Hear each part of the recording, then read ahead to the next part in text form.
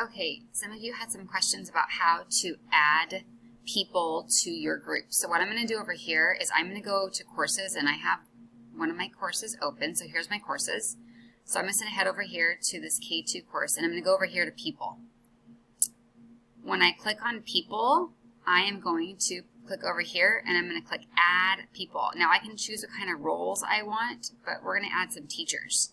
So easiest way to do it is by our email addresses. So I can just pick a random kindergarten or second or first grade teacher. So let's do Li Yin, since she emailed me. .k12.ca.us. Okay, so I have her here. If I wanted to input another one, I would just write the next name in. Okay, there we go. So I'm going to change the role now to a teacher. So I can change them with whatever I want. Can't interact with users in their section only. So I'm going to keep that off because I frankly don't know what else it does. So let's press next.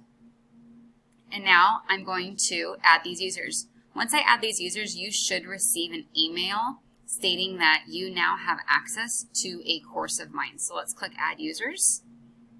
And voila. So once they confirm their email, it will allow them to have access to my entire course, which means they can look at my pages, they can look at my syllabus, they could create things, they could access my students. So if you wanted to share groups, this is the best way to do it, is just to add your fellow colleagues to your specific course that you would like them to be in. Hope this is helpful.